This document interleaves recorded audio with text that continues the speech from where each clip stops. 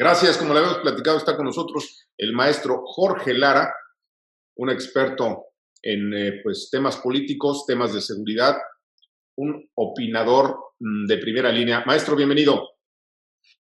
Gracias, Ricardo. Con mucho gusto y con mucho gusto también de verte ya saludable. Gracias, sí, ya estamos fuera de riesgo.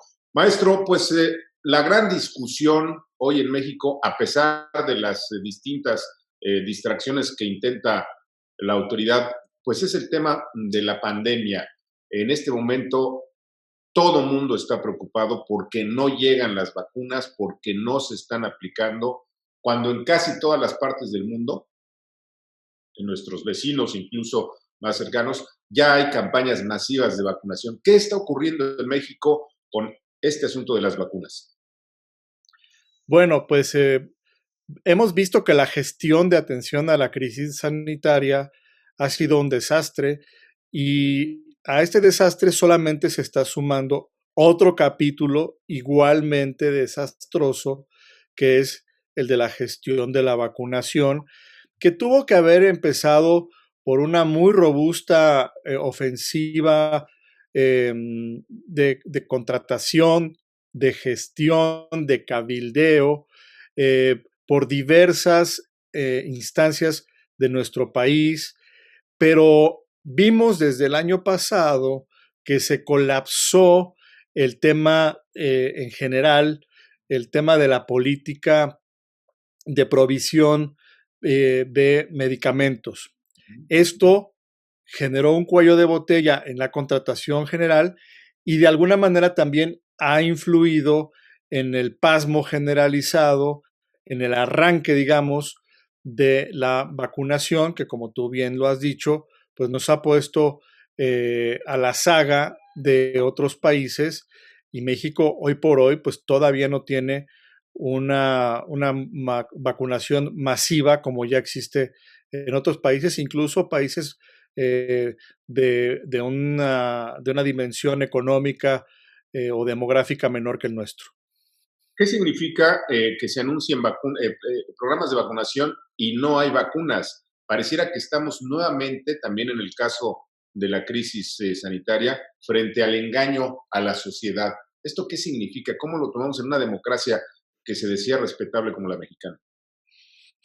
Pues es otro episodio lamentable de engaño, es otro episodio lamentable de manipulación.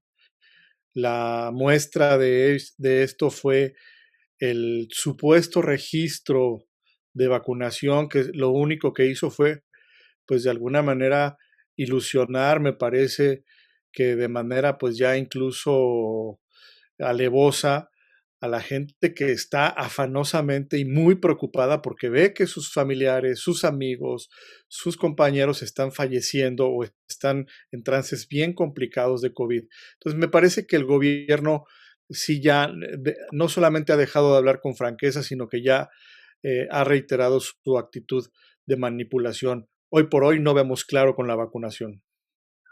¿Hay alguna acción legal? ¿Se está cometiendo algún delito, tanto el Ejecutivo, el gobierno en general, incluso el propio Congreso, con este tipo de falta de atención a una de las prioridades que le marca el Estado al gobierno o la propia Constitución que le marca que la salud es lo principal, lo primordial para un gobierno? Ha habido una violación masiva de ordenamientos jurídicos. Ujú. Ha habido una violación masiva, por ejemplo, en materia de derechos humanos. Seguramente habrá muchos casos de fallecimiento por negligencia que tendrían que trabajarse en instancias de Ministerio Público caso por caso. El Congreso que tú señalas ha también incurrido en una enorme irresponsabilidad generando un hueco histórico de rendición de cuentas. En todos los países del mundo los congresos están haciendo marcaje cercano, marcaje personal a las autoridades sanitarias para exigir resultados y buenas determinaciones. En México, la oposición ha denunciado juicio político en contra de Jorge Alcocer, ha solicitado varias veces que se generen auditorías objetivas independientes técnicas, comisiones de seguimiento. Ricardo, todas las propuestas de la oposición para fiscalizar el manejo de la pandemia, inclusive el tema de vacunación, han sido ignoradas, han sido bateadas por Morena en un ánimo irresponsable en contra de la rendición de cuentas, que, insisto, históricamente va a generar un veredicto muy complejo a quienes hoy tienen las responsabilidades. Hay quienes han señalado, maestro Lara, que el señor López-Gatell podría ser sujeto de alguna sanción penal e incluso hay quienes plantean que debían acudir los partidos políticos a instancias internacionales. ¿Qué hay en estos dos casos? Sí, ha habido también denuncias, no solamente en contra del doctor López-Gatell. La oposición se ha visto obligada. Desde luego que denunciar no es algo grato, pero la oposición se ha visto obligada incluso a denunciar al propio presidente ante la Fiscalía General de la República. Entonces, la Fiscalía está obligada a esclarecer todo lo que ha ocurrido, insisto, en una metodología o sistemática de caso por caso. Las instancias internacionales, desde luego que habrá de ser importante su intervención cuando se agoten las instancias nacionales. Ahora, ¿qué otro aspecto, o mejor dicho, qué otra instancia podría intervenir? Vemos que no hace nada el Congreso, no hace nada los partidos en el Congreso, no hace nada la Corte. ¿Qué nos queda? La sociedad organizada, ¿qué nos queda para hacer que este gobierno reaccione? ¿Quién tiene que obligar a que reaccione el gobierno?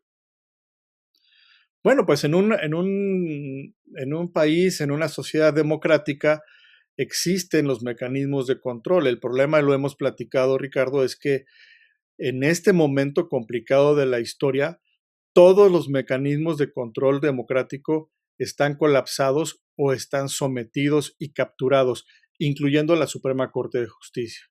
Me parece que esta es una llamada muy grave de atención para toda la sociedad y que finalmente la determinación democrática de las próximas elecciones pues representa una enorme oportunidad para empezar por lo menos a procurar restaurar los controles y que esta lección se nos quede bien grabada y que no se vuelva a repetir de darle todo el poder a una sola persona que además no está acostumbrada a gobernar o a tomar decisiones aconsejado por científicos, por espacios de deliberación técnica, con la escucha democrática, sino estamos en manos de una persona con tendencias autócratas y las consecuencias pues están siendo dolorosas.